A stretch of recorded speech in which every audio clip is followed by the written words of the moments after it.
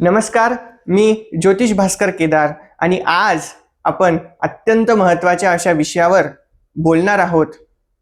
17 मे 2026 ते 15 जून 2026 या काळामध्ये अधिक मास आहे. प्रत्येक 3 वर्षानंतर हा अधिक मास येत असतो. अखिलांड ब्रह्मांड नायक वेद वेदांत असणारा तो परमात्मा भगवान श्रीकृष्णाचा हा अत्यंत प्रिय असा मास आहे, महिना आहे, म्हणून याला पुरुषोत्तम मास या नावाने देखील ओळखलं जातं. सूर्यमास हा चांद्रमासापेक्षा नेहमी मोठा असतो. त्यामुळे या दोन्ही मासांच्या गतीतला जो फरक आहे त्या फरकामुळे जे 28 दिवस येतात, जो चांद्र महिना येतो, ज्या चांद्र महिन्यामध्ये चांद्रमासामध्ये सूर्याचं संक्रमण होत नाही तो मास म्हणून अधिक मास हा ओळखला जातो. जास्त टेक्निकल गोष्टी आपण न लक्ष देता या अधिक मासाचा आपल्या जीवनावर काय असा परिणाम होणार आहे आणि आपण काय उपाय करू शकतो ज्यामुळे आपल्या मनातल्या ज्या सुप्त इच्छा आहेत त्या पूर्ण होतील, यावरचे उपाय मी तुम्हाला सगळ्यात शेवटी सांगणार आहे. त्यामुळे हा पूर्ण व्हिडिओ नक्की पहा आणि या व्हिडिओमध्ये आपण अधिक मासाचं राशी भविष्य जाणून घेणार आहोत. त्यामुळे तुमची रास कमेंट करा आणि तुमच्या आयुष्यात काय समस्या आहेत ते सांगा, ज्यावर आपण तोडगा काढू शकू, उपाय काढू शकू. तर चला राशी भविष्याकडे वळूया. सर्वात पहिली रास मेष रास. मेष राशीच्या जातकांसाठी व्यावसायिक उद्घाटने होण्याची शक्यता आहे. वैवाहिक जीवनामध्ये आनंदोत्सव होतील. सुवार्ता येणार आहेत. त्यामुळे हा जो अधिक मास आहे मेष राशीच्या जातकांना अत्यंत शुभ असा जाणार आहे आणि या महिन्यामध्ये तुमचे जे काही अडलेले कामं असतील ते होणार आहेत. त्यामुळे मेष राशीच्या जातकांनी निश्वास सोडण्यासाठी हा महिना अत्यंत शुभ असा त्यांचा असणार आहे. पूर्वार्धात मुख्य करून मध्यस्थीमुळे, ओळखीमुळे, आप्तेष्टांमुळे तुम्हाला फायदा होणार आहे. तुमची कामं होणार आहेत. उत्तम प्रवास योग आहे. फक्त पौर्णिमेजवळ थोडासा निष्काळजीपणा टाळायचा आहे. कागदपत्र असतील, कुठले ॲग्रीमेंट्स असतील त्यावर निष्काळजीपणाने सह्या करायच्या नाहीयेत. सर्व वाचून समजून घेऊन त्यावर तुम्हाला सह्या करायच्या आहेत. आता वळूया वृषभ राशीकडे. वृषभ राशीच्या जातकांसाठी, खास करून तरुणांसाठी, जे तरुण परदेशामध्ये प्रवास करण्यासाठी संधी शोधत आहेत, जे तरुण परदेशामध्ये जॉब करण्यासाठी प्रयत्न करत आहेत, त्या तरुणांना या महिन्यामध्ये, अधिक महिन्यामध्ये परदेशात जाण्याची संधी मिळेल. अनपेक्षित यश मिळेल.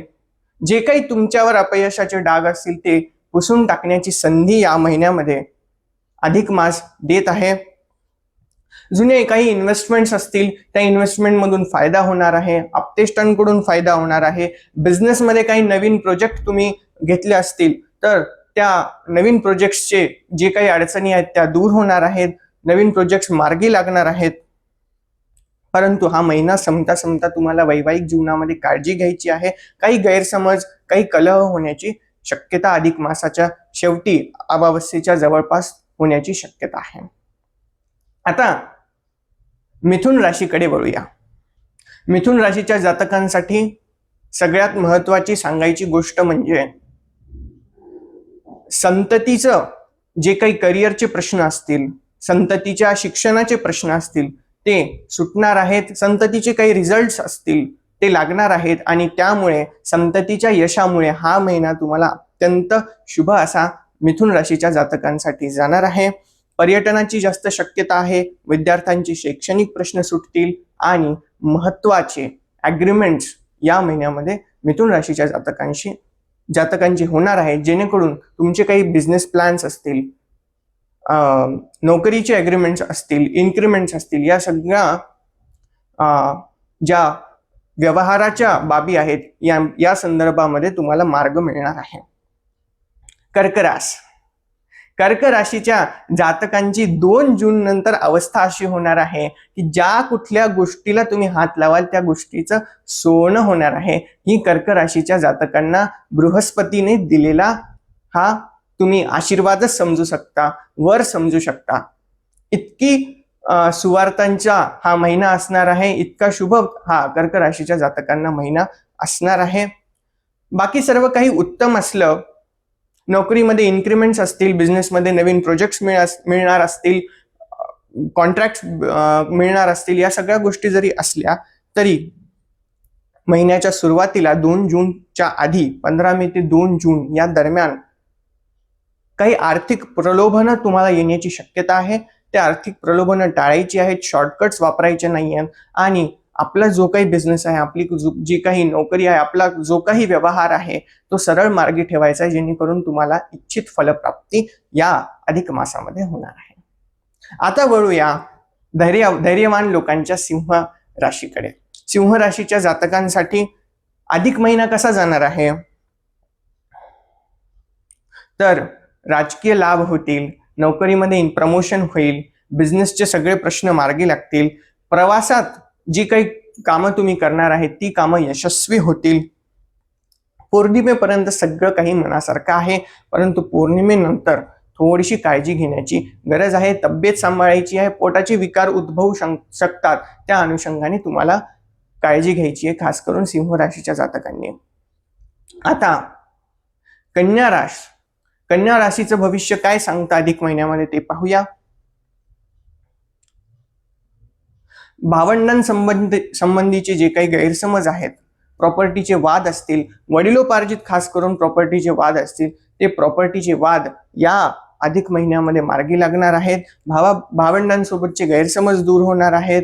कौटुंबिक दृष्टिकोनातून सर्वानुषंगाने हा अधिक मास तुम्हाला अत्यंत शुभ असणार आहे. बिझनेसमध्ये बिझनेस पार्टनर्स कडून मित्रांकडून लाभ होण्याची शक्यता आहे. त्या अनुषंगाने तुम्ही इन्व्हेस्टमेंट्स चांगल्या करू शकता. फक्त कुठलाही निर्णय घेताना थोड्या मोठ्यांचा सल्ला कन्या राशीच्या जातकांनी घेतलेला तुम्हाला कधीही फलदायी ठरेल. आता जाणून घेऊया सगळ्यात महत्वाच्या आणि सगळ्यात बॅलन्स्ड अशा तूळ राशीच्या जातकांच्या आयुष्यामध्ये काय अधिक मास घेऊन येतोय.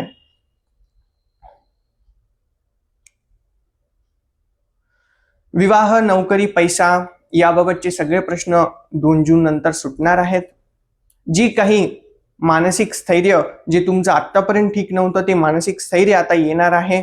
सगळ्या गोष्टींची जी अडकलेली कामं आहेत ती या अधिक मासामध्ये मार्गी लागणार आहेत. खास करून गव्हर्नमेंट एजन्सीज, गव्हर्नमेंटचे जे काही कामं असतील, कुठल्या फाईल अडकून असतील तर त्या सगळ्या या महिन्यामध्ये तूळ राशीच्या जातकांच्या मार्गी लागणार आहेत. त्यामुळे चिंता करण्याची तूळ राशीच्या जातकांना या महिन्यामध्ये काहीही आवश्यकता नाही. वृश्चिक रास ही वृश्चिक राशीचे जातक सहसा कुणाशी काही मनमोकळेपणाने बोलत नाहीत. आपली जी मानसिक स्थिती आहे ती, आपल्या ज्या भावना आहेत ते इतरांशी शेअर करत नाही. त्यामुळे कुठेतरी वृश्चिक राशीच्या जातकांची घुसमट कुठे ना कुठे होत असते. त्यामुळे मानसिक स्थैर्य जपण्याची आवश्यकता आहे. भावनांचा उद्रेक होऊ शकतो, तो भावनांचा उद्रेक तुम्हाला टाळायचा आहे. गुरु शुक्राच्या युतीमुळे, गुरु शुक्राच्या सानिध्यामुळे जी काही तुमच्या अडचणी असतील त्या अडचणी या महिन्यामध्ये सुटणार आहेत. मोठं काही जे काही आर्थिक संकट तुमच्या आजूबाजूला असेल ते आर्थिक संकट सुद्धा या अधिक मासामध्ये टळणार आहे. परंतु अमावस्येच्या जवळ तुम्हाला शारीरिक वेदना संभवतात, काही आजार संभवू शकतो, कुठला अपघात संभवू शकतो. त्या अनुषंगाने तुम्हाला काळजी घ्यायची आहे. आता बृहस्पतीची धनुराशीच्या आयुष्यामध्ये, या धनुराशीच्या जातकांच्या आयुष्यामध्ये या अधिक मासामध्ये काय होणार आहे. पौर्णिमेपर्यंत सगळं काही व्यवस्थित आहे, चिंता करण्याचं काहीही कारण नाही. इच्छित यश प्राप्ती होणार आहे, नोकरीत प्रमोशन होणार आहे. खास करून ज्या जातकांचे बँकेमध्ये लोनच्या फाईल असतील, काही लोनचे कामं होत नसतील, बिझनेसचे काही लोन असतील, ज्या लोनच्या सँक्शन होत नसतील, लोन अप्रूव्ह होत नसेल, तर या महिन्यात लोन सँक्शन अप्रूव्हलची कामं तुमची होणार आहेत. परंतु अमावस्येच्या जवळ धनुराशीच्या जातकांनी मौल्यवान वस्तू या सांभाळायच्या आहेत. मकर राशीच्या जातकांचं भविष्य पाहूया. मकर राशीच्या जातकांना हा अधिक महिना कसा जाणार आहे. तर मकर राशीच्या जातकांना थोड्या मोठ्यांकडून सहकार्य लाभणार आहे. त्यांच्या सहकार्यामुळे बिझनेसचे कामं असतील, नोकरीचे कामं असतील, व्यवहाराचे कामं असतील, कुठली प्रॉपर्टीचे वाद असतील, हे सगळे वाद थोड्या मोठ्यांच्या सहकार्यामुळे मार्गी लागणार आहेत. पण हे सगळं होत असताना दोन गोष्टी सांभाळायच्या आहेत. एक, मोठा प्रवास स्वतःच्या वाहनाने करायचा नाहीये, तुम्हाला पब्लिक ट्रान्सपोर्टचा उपयोग करायचा आहे. आणि दुसरी महत्वाची गोष्ट म्हणजे मित्रांची संगत टाळायची आहे. वैवाहिक जीवनामध्ये सगळं काही व्यवस्थित होणार आहे. आणि ज्या जातकांना, ज्या जोडप्यांना संततीच्या अनुषंगाने जे जोडपे वाट बघत आहेत, त्या जोडप्यांना या महिन्यामध्ये सुवार्ता मिळणार आहे. संततीचा, पुत्रप्राप्तीचा योग मकर राशीच्या जातकांना या अधिक महिन्यामध्ये असणार आहे. कुंभ रास, मुळातच ही रास बुद्धिजीवी मंडळींची असल्यामुळे बुद्धिजीवी मंडळींना हा जो अधिक मास आहे तो अत्यंत उत्तम आहे. कलात्मक क्षेत्रामध्ये जी मंडळी आहे त्या जातकांना वाव मिळणार आहे. काहींना प्रसिद्धी मिळण्याचे योग देखील आहेत. परंतु अमावस्येच्या जवळ प्रिय व्यक्तींबद्दल, त्यांच्या आरोग्याबद्दल चिंता संभवू शकते. त्या अनुषंगाने प्रिय व्यक्तींची काळजी तुम्हाला घ्यायची आहे. आणि सगळ्यात शेवटची परंतु बृहस्पतीची लाडकी रास मीन रास. मीन राशीच्या जातकांना सध्या थोडा 7.5चा त्रास आहे. सगळे कामं अडकून पडलेले आहेत. कुठलंही काम हातात घेतलं की त्यामध्ये विघ्न येतात. परंतु काळजी करण्याचं कारण नाही. या अधिक मासामध्ये तुमची कामं होणार आहेत. पण शनीची 7.5 चालू असल्यामुळे थोडासा विलंब होऊ शकतो. त्यासाठी शनीची उपासना केली तर ती तुम्हाला फलदायी ठरणार आहे.